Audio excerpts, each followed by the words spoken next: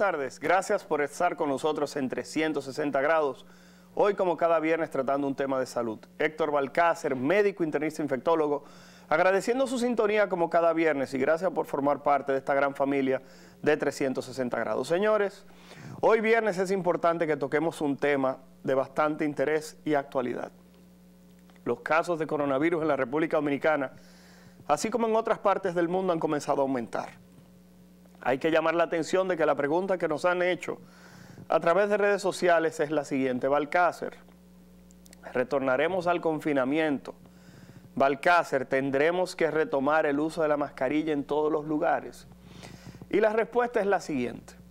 Regresar al confinamiento y al uso continuo de mascarillas posiblemente en este momento sea algo del pasado, pero hay que reconocer que las personas que tienen mayor vulnerabilidad a presentar formas graves de este proceso, quizás necesiten evitar aglomeraciones y, si van a participar de algún evento masivo, que las mismas quizás utilicen alguna mascarilla para prevenir justamente los procesos respiratorios. Balcácer, y el confinamiento, repito, entiendo que esa es una medida que ha quedado en el pasado y que ha demostrado que las vacunas son mejor opción que tener que confinarnos. ¿Por qué razón? Porque si bien es cierto las vacunas que tenemos disponibles en este momento no evitan el contagio, sí hemos podido observar que cuando una persona se aplica 3 dosis de la vacuna mínimo, en situación normal, estas personas van a tener una evolución bastante suave de esta variante del coronavirus o subvariante del coronavirus que se llama XB larga B larga o XBB. Esta variante ha sido apodada la pesadilla. ¿Por qué razón? Porque es una variante que es capaz de burlar las defensas de una persona que ha padecido coronavirus en el pasado o que ha recibido la vacuna. Sin embargo, lo que sabemos es que esta variante en personas que tienen su esquema de vacunación completo tiende a tener una mortalidad mucho más baja, amerita menos hospitalización. Por eso, si ustedes se fijan, la positividad al día de hoy en la República Dominicana ronda cerca del 20%. Es decir, que de cada 5 pruebas de coronavirus que se están haciendo, una está saliendo positiva, o 20 de cada 100. Cuando hace unas semanas atrás la positividad era de un 2 o de un 4%. Esto quiere dejar dicho que los casos han aumentado, pero la necesidad de hospitalizar y la necesidad de cuidados intensivos no ha tenido un incremento tan grande como lo que refleja la cantidad de pruebas positivas. Eso se puede interpretar de muchas maneras. 1, la vacuna está funcionando. Número 2, tenemos hoy en día mayor cantidad de herramientas para tratar la infección por el coronavirus del 2019. Pero la realidad es que el ministro de Salud Pública hizo un llamado hace 2 días atrás pidiendo que las personas se aplicaran 4 o 5ª dosis de la vacuna contra el coronavirus y muchas personas se rieron. Señores, usted que es una persona joven, usted que es una persona que tiene un sistema inmunológico robusto y que el coronavirus le da y usted simplemente quizás siente una gripe, quizás usted no tiene por qué aplicarse una dosis de refuerzo. Pero aquellas personas que tienen más de 60 años, son diabéticos, tienen cáncer, están en quimioterapia, radioterapia o tienen alguna condición de salud que saben que su sistema inmunológico quizás no tenga la misma capacidad de responder si se infectaran por coronavirus, esas personas, esas dosis adicionales, entiendo que es necesario que se la apliquen. Si usted tiene algún tipo de duda, trate de conversar con su médico, porque la realidad es que un esquema de vacunación completo en personas jóvenes y con un sistema inmunológico que funciona bien son 3 dosis. Pero un pacientito diabético que además de todo es obeso, hipertenso y que quizá tiene problemas renales, posiblemente 3 dosis no van a ser suficientes y tenga que aplicarse una 4ª. Si usted tiene alguna de estas condiciones debilitantes y tiene más de 6 meses que se aplicó su última vacuna, yo les recomendaría dentro de lo posible que participe de ese llamado del ministro de Salud a que se aplique su 4ª o hasta su 5ª dosis. Señores, Héctor Balcácer, médico internista infectólogo, haciendo esta introducción hoy, en el cual hablaremos justamente de actualizaciones sobre VIH y SIDA, porque en el día de ayer, 1 de diciembre, se celebró el Día Mundial de Lucha contra esta enfermedad. Estaremos tratando este tema con la doctora Talía Flores, quien es médica internista e infectóloga y quien fue pasada presidenta de la Sociedad Dominicana de Infectología, una amiga entrañable con quien esperamos compartir este tema y que sea de su agrado. Así que quédense por ahí, en un momentito retornamos aquí en 360 grados para hablar de actualizaciones de VIH. No se mueva.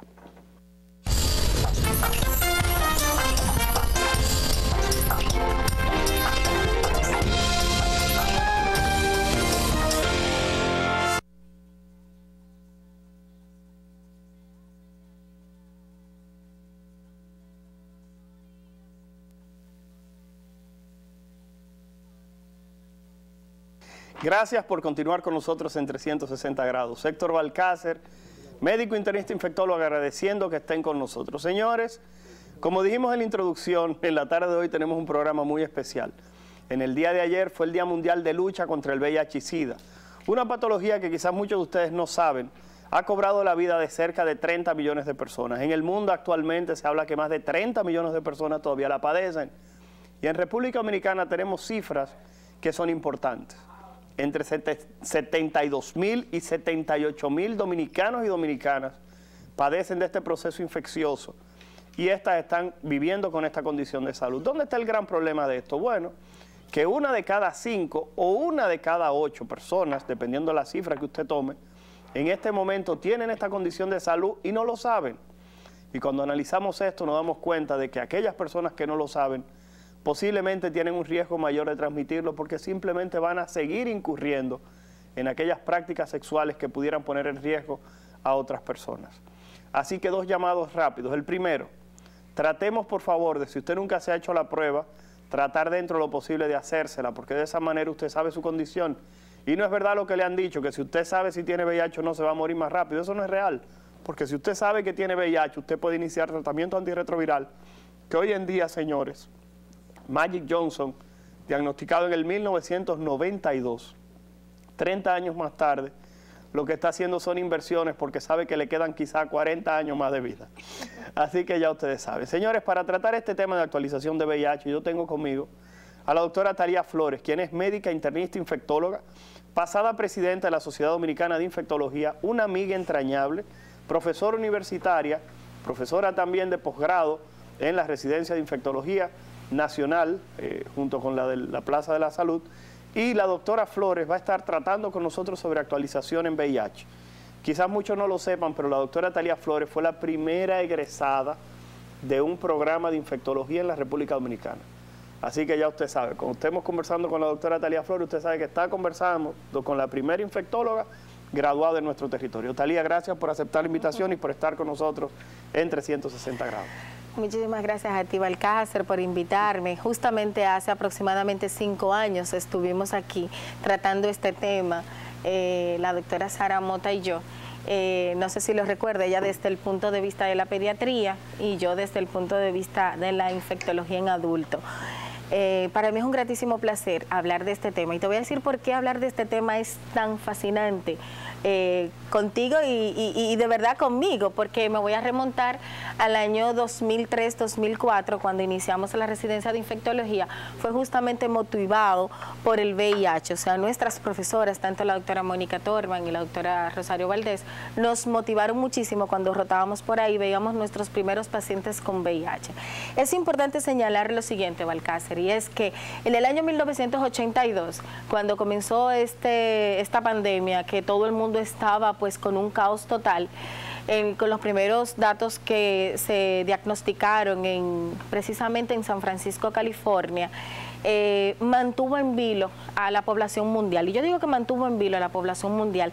Y no era de extrañarse porque en ese momento no había un tratamiento específico que ayudara a mejorar vamos a decir, la capacidad cognitiva, la capacidad impulsadora del paciente en todo el sentido amplio de la palabra. Si nosotros hacemos un mapa conceptual sobre aquellos años anteriores y lo vemos ahora, evidentemente vamos a estar ante cifras alarmantes con respecto a la integración del paciente ya regenerado y sobre todo pues motivado, trabajando, siendo productivo, cuando en ese momento, en el año 1982, estas cifras no eran así.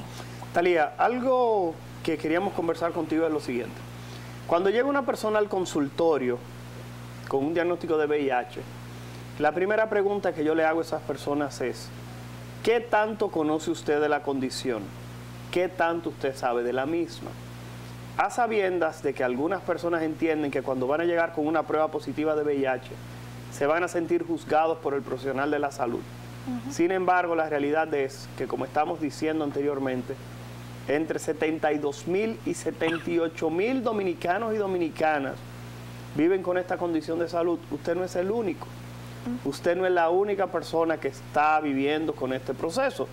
Por tal razón, lo primero que hago es preguntarle qué saben. Y muchas veces me sorprenden con el caudal de conocimientos, con la facilidad con la que hablan del proceso. Sabemos, y eso quizá algunas personas no lo sabían, pero yo sé que tú estuviste participando de la primera unidad de atención en República Dominicana a personas viviendo con VIH.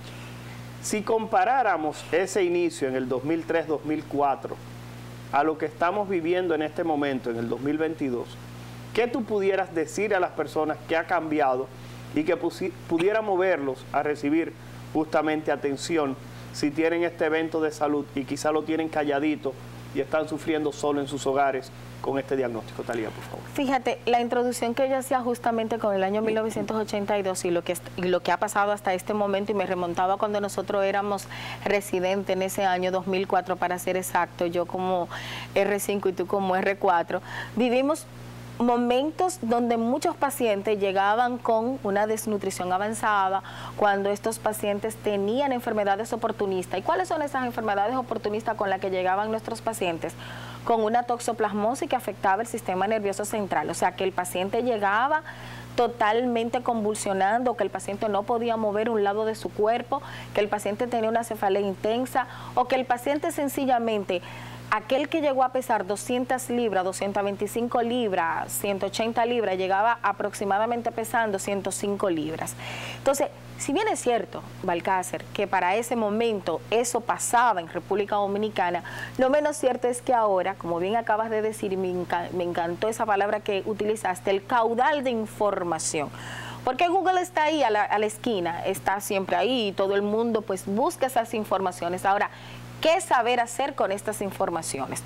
Cuando usted ha diagnosticado VIH en estos tiempos, ya la gente no tiene ese estigma y esa discriminación que tenía anteriormente. Y quizás es lo que ha hecho la diferencia en que las personas aprendan a aceptar esta manera, o como bien mal llamada a veces se dice, condición. Porque yo más bien que decir condición, pudiera decir una adaptabilidad de una enfermedad. ¿Y por qué digo adaptabilidad de una enfermedad? Porque cuando usted tiene una insuficiencia cardíaca, usted es hipertenso, es diabético, usted se adapta a los modelos que se involucran, por ejemplo, en hacer ejercicios, en comer sano, en suprimir ciertas alimentaciones para usted mantenerse bien dentro del punto de vista de la cardiología o de la endocrinología. Lo mismo pasa con un paciente VIH.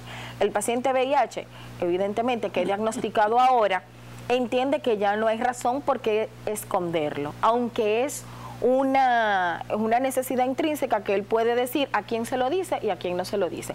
Lo segundo es que ese paciente ya tiene más información y el médico en cuestión también le da las informaciones correctas y enlaza cómo debe él manejar esta información. Lo tercero es que ya hay tratamiento antirretroviral totalmente gratis en República Dominicana. Quizás para eso entonces, cuando tú y yo empezábamos a hacer los pininos en infectología, ya empezaba a introducirse lo que era el tratamiento antirretroviral y muchos de nuestros profesores ya lo utilizaban con muchos de nuestros pacientes que hoy en día están todavía muy bien y están insertados inclusive dentro del tren laboral.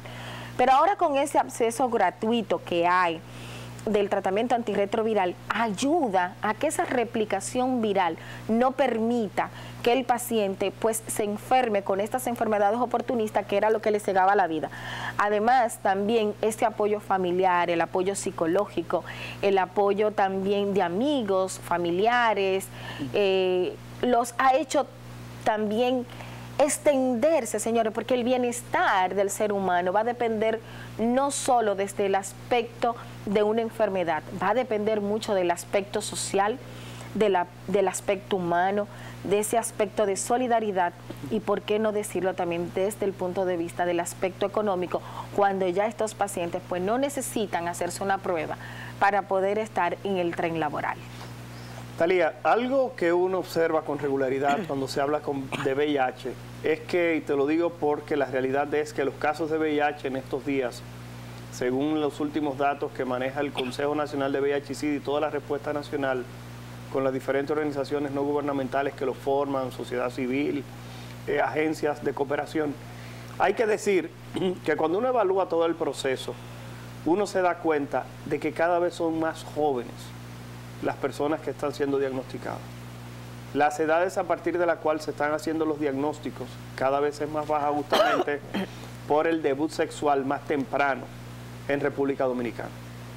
Cuando evaluamos esta parte, y yo sé que tú eres madre de 3 adolescentes, a pesar de que ya tú tienes un hombre en la universidad, la pregunta es, ¿qué consejo daría Talía Flores en 5 minutos antes de ir a la segunda pausa para aquellas padres y madres que están lidiando justamente con esas edades de sus hijos, que saben que prontamente, posiblemente se van a involucrar en lo que son los actos sexuales o explorando su sexualidad, justamente quizás sin mucha información, porque sabemos que hoy en día los medios de comunicación, las tabletas, son las que están tomando el lugar de los padres justamente por los compromisos laborales? Por favor, Talía.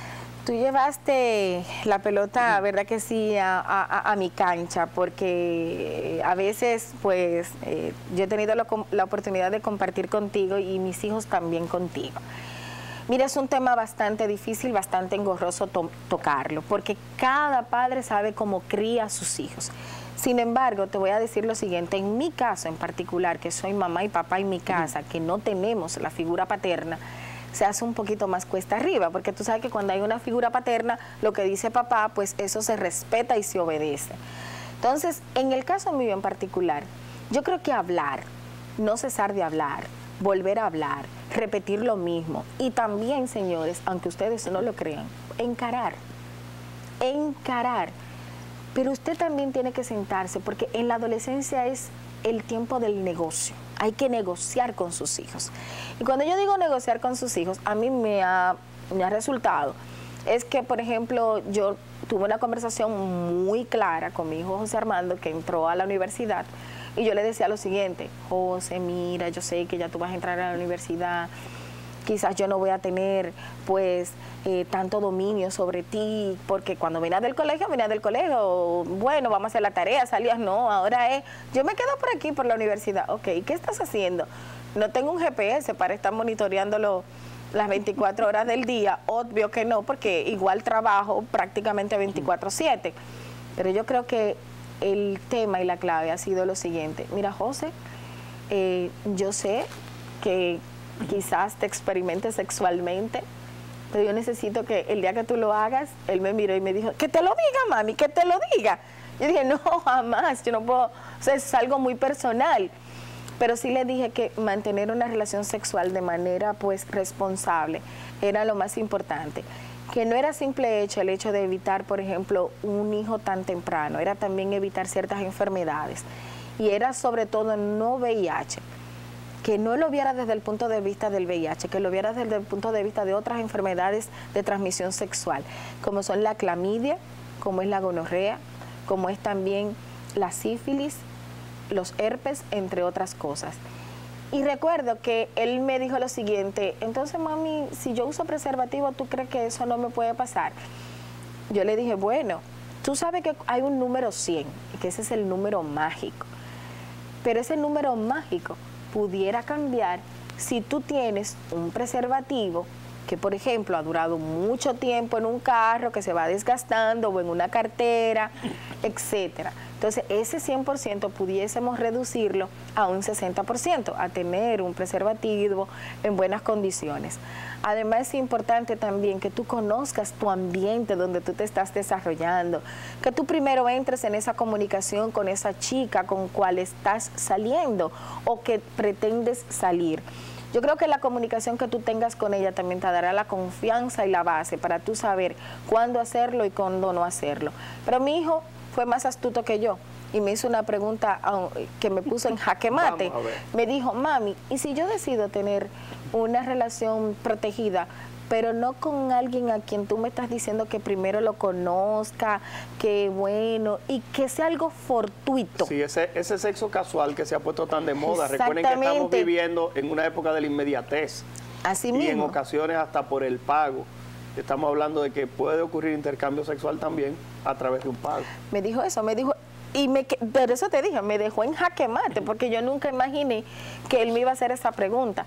Entonces mi respuesta fue la siguiente: yo creo, José Armando, que las palabras suaves pueden romper hasta la roca más difícil. Y él me dijo, mami, como que no entiendo, está siendo bizarra, por favor aterriza. Entonces le dije, lo que te quiero dejar dicho con esto, José Armando, es que seas sabio, porque la ignorancia a veces es imprudente y los imprudentes realmente cometen muchos errores. ¿Y qué significa esto? No te vayas tan avanzado, detente. Tú tienes, ¿qué te hace a ti ser diferente de los animales? Y él me dijo el raciocinio. Entonces tienes que razonar sobre eso. Y me dijo, mami, cuando alguien quiere tener sexo no tiene raciocinio, simplemente es algo que ya llega. Entonces yo le dije, entonces usa el preservativo de manera adecuada. Y al final, cuando él dio la espalda, dijo, Señor, voy a orar para que eso fortuito no ocurra. Pero eso le puede pasar, y esa pregunta y esas respuestas nos pasan a diario a nosotros los padres, que ya tenemos unos adolescentes que realmente muchas veces no podemos controlar. Pero cuando usted tiene esa conversación directa con sus hijos, usted hace lo que se llama la empatía de la verdad, porque usted le está permitiendo a su hijo que se abra y a que él pues trate de decir las menos mentiras posibles, porque siempre el adolescente será mentiroso. Señores, si ustedes se fijan, estamos teniendo una conversación sobre VIH y SIDA un poquitito diferente. Independientemente de que la doctora Talía Flores es infectóloga, también es madre, también forma parte de la sociedad. Lo que vamos a hacer, señores, es que vamos a ir a la pausa y al regreso estaremos conversando, en este caso en particular, sobre la mujer. Uno de los grupos que, aún ustedes no lo crean, está aumentando a mayor velocidad la adquisición de la infección por el virus de inmunodeficiencia humana. Varias las razones y las daremos al regreso. Así que si eres mujer, quédate por ahí, que posiblemente te va a interesar saber por qué las damas en los últimos años han tenido una velocidad mayor que los hombres adquiriendo la infección por el virus de inmunodeficiencia humana. Quédate en 360 grados, hoy como cada viernes tratando un tema de salud, volvemos inmediato.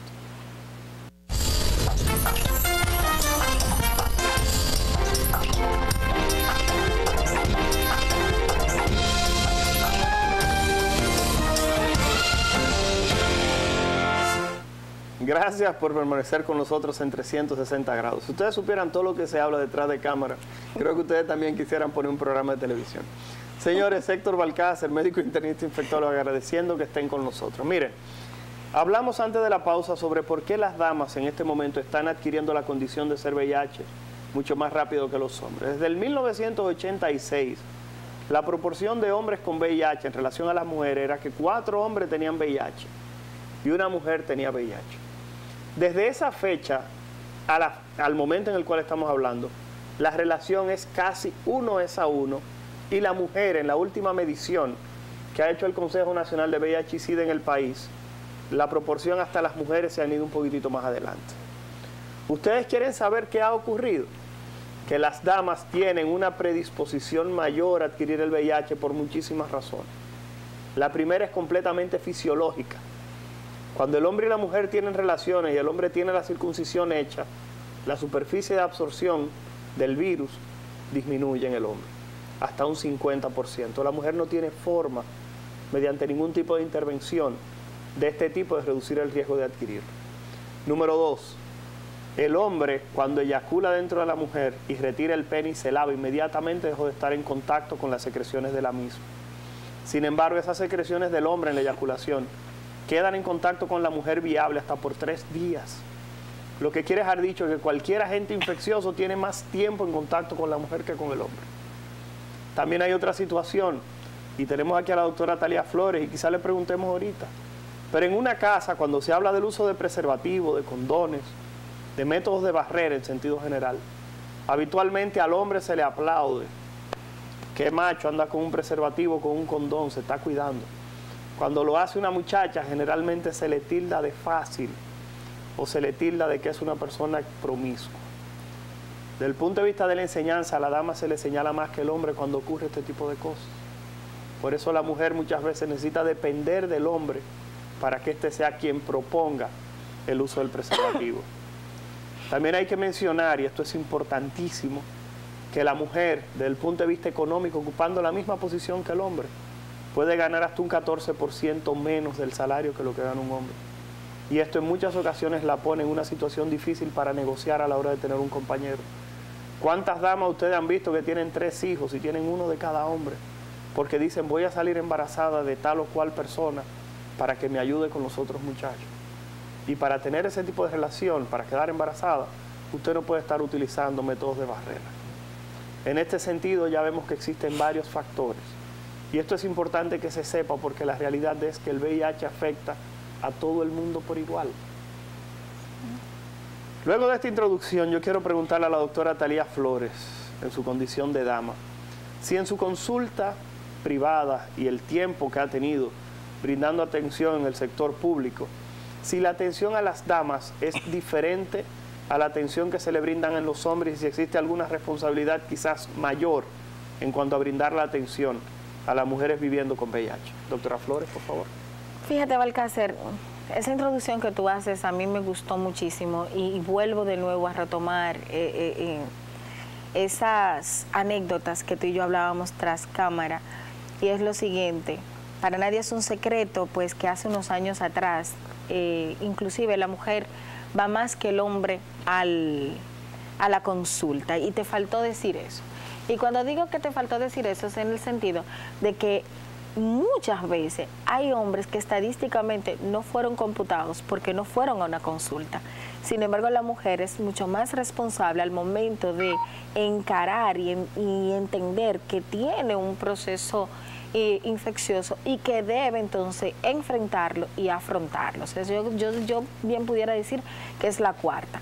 Con la experiencia vivida a lo largo de los años, desde el 2004, vamos a decirlo así, trabajando con pacientes VIH, te puedo decir lo siguiente, y es que no existe ningún tipo, vamos a decir,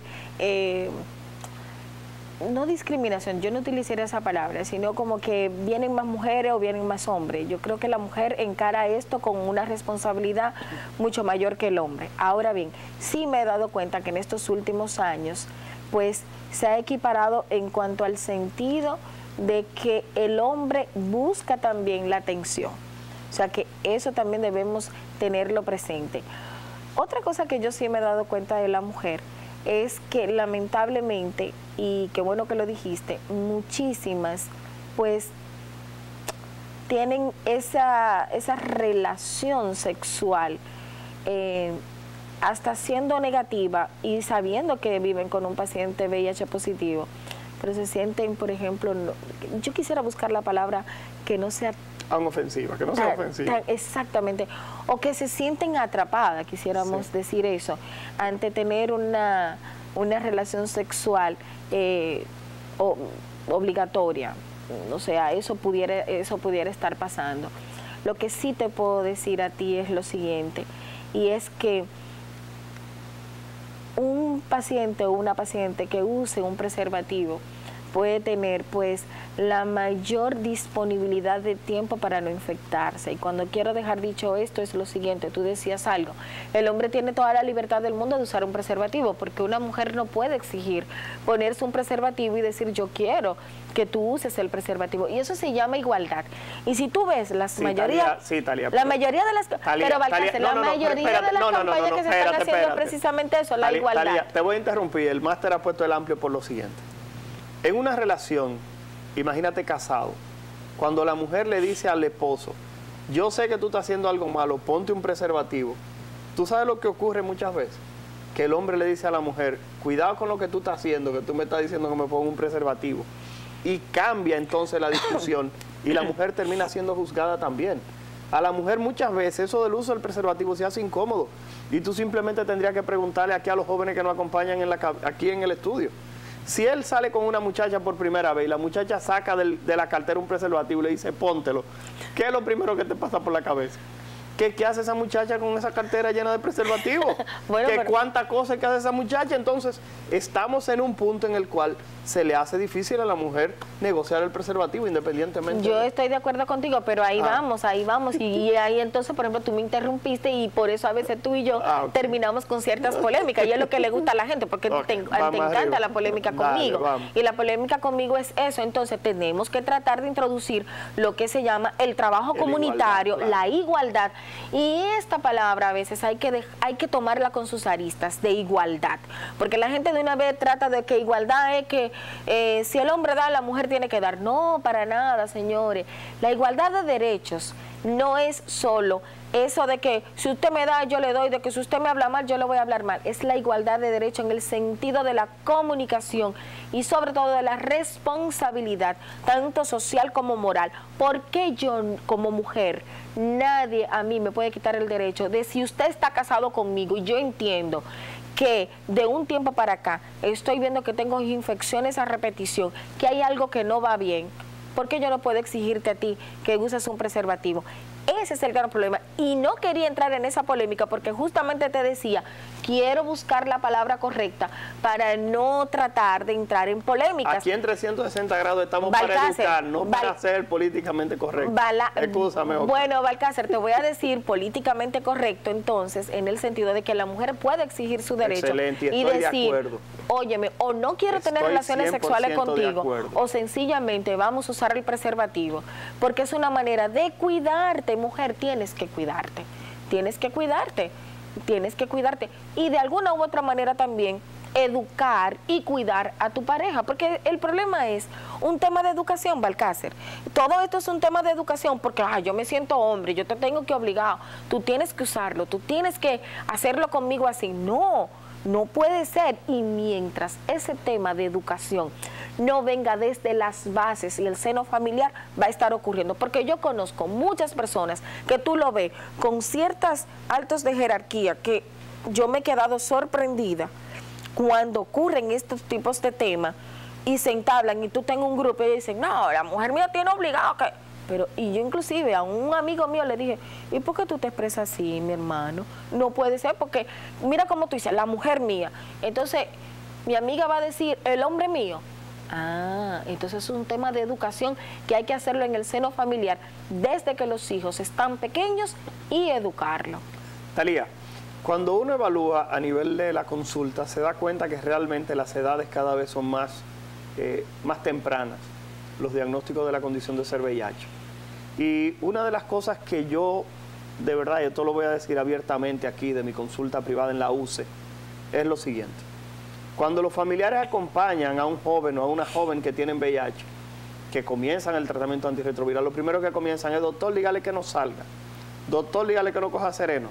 Doctor, dígale que no se beba un trago. Doctor, dígale tal cosa. Señores, cuando una persona comienza tratamiento antirretroviral, que lo va a utilizar para toda su vida, esa persona que está poniendo de su parte, usted no puede limitarle todo, porque ¿para qué se lo va a tomar? Se supone que el tratamiento antirretroviral es para que esa persona pueda llevar su vida normal, para que pueda seguir viviendo. Yo sé que usted está preocupado por su hijo, por su hija, sobrino, nieto, quien sea, pero usted no puede estarle coartando todo lo que esa persona hacía anteriormente, porque se supone que ese tratamiento es para que lleve una vida completamente normal. Entonces, la pregunta, Talía, aquí es la siguiente.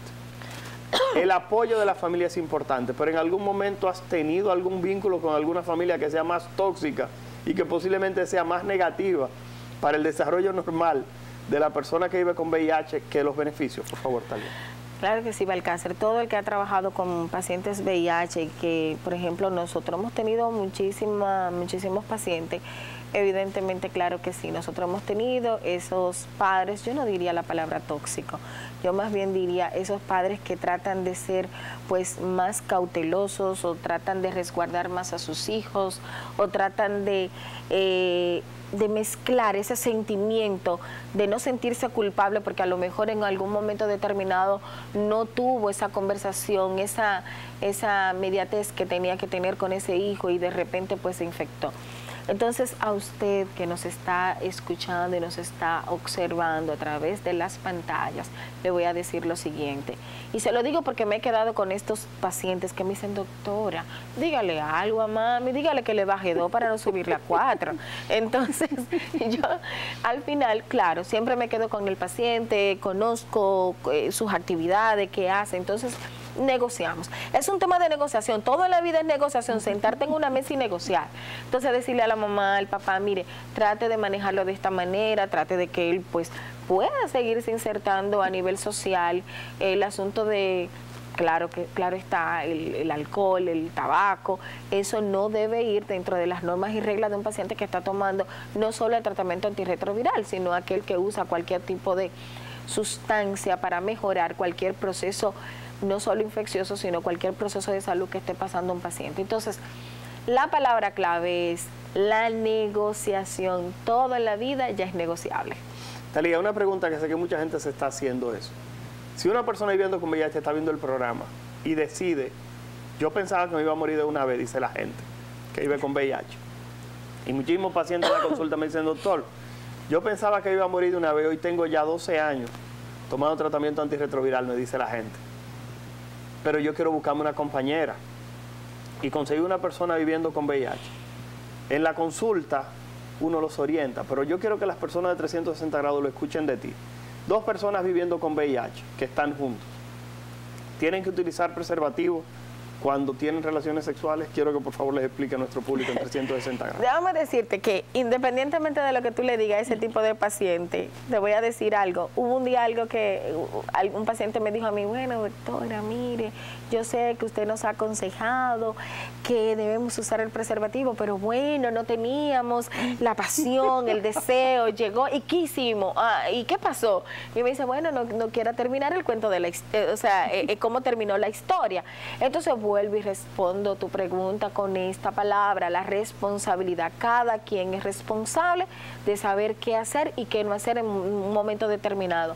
Nosotros estamos para orientar desde el punto de vista de la salud. Siempre decimos, usar el preservativo es el método más seguro, no solo para el VIH, porque muchas veces estos pacientes que son VIH también tienen otras enfermedades concomitantes, como son la clamidia, como son también sífilis, entre otras. O sea, el tema del preservativo es algo tan seguro, tan, vamos a decir, tan asequible, que yo creo que eso no entraría en discusión y siempre habría que reforzarlo como un tema de educación. Señores, nos quedan 5 minutos para despedir el tema. Pero fue muy rápido. Claro, no te estoy diciendo, en buena compañía, demasiado. Dice Neri Esteve, a quien le mandamos un abrazo y nos está viendo a través de la televisión. Talía, nos quedan 5 minutos, te voy a pedir que utilices 2 o 3 para despedir el programa. Y mi pregunta o el comentario tendría que ser, ¿qué tú opinas que pudieran esperar las personas viviendo con VIH en este momento? Y tu consejo para aquellos padres y madres que en este momento, como tú, tienen adolescentes, por favor. Bueno, antes de que concluyamos, yo sí quiero agradecer este tema contigo, sobre todo por el último que acabas de decir, y es en el sentido de pues esa juventud que se expone cada día a una relación sexual y a una relación también casual, vamos a decirlo así, relación sexual casual, y es en el sentido de que todos sabemos que mientras más retrasamos la relación sexual, pues más oportunidad tenemos de no infectarnos, comenzando por ahí, número 1. Número 2, han querido satanizar muchísimo lo que son los preservativos, pero es la única manera que nosotros tenemos, que se ha evidenciado, que se ha documentado, que se ha dicho, que se ha barajado, que se ha batido, que se ha sumado, que es efectivo para controlar los procesos infecciosos de transmisión sexual. Número 3, yo creo que la educación en casa es vital, esa comunicación también que usted tiene con su hijo, hablar claro, sencillo.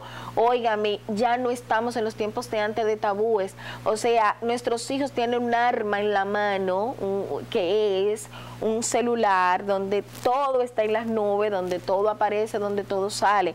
Hay gente que hasta tienen, alguien me quería creer un día que dije que hay gente que tiene sexo por teléfono, claro que sí, entonces, claro, ahí no se va a infectar. Pero ese primer evento o ese primer acercamiento casual por teléfono, en algún momento eso se hará realidad. Entonces, cuando se haga realidad, usted debe haber tenido esa conversación desde el punto de vista, pues, bastante certero, de hablar con su hijo, de decirle de que el preservativo es una de las armas más reglamentarias para usted prevenir lo que es la enfermedad de transmisión sexual. No solo VIH, no solo un embarazo deseado, no solo también sífilis, gonorrea y clamidia, entre otras. Señores, agradecer a la doctora Talia Flores por su compañía. Recuerden que es bien fácil, ABC. A, abstinencia. Si usted no tiene la edad para tener relaciones sexuales, no comience. Retrasa la relación sexual. B, be faithful, sea fiel. Y C, el uso del condón o preservativo cuando todo lo demás falla. Héctor Balcácer, médico internista infectólogo, agradeciendo que hayan estado con nosotros, y el próximo viernes continúe por aquí, donde trataremos de llevar un tema de interés y sobre todo trataremos de aportar un granito de arena en la parte de la información. Hasta el próximo viernes. Gracias.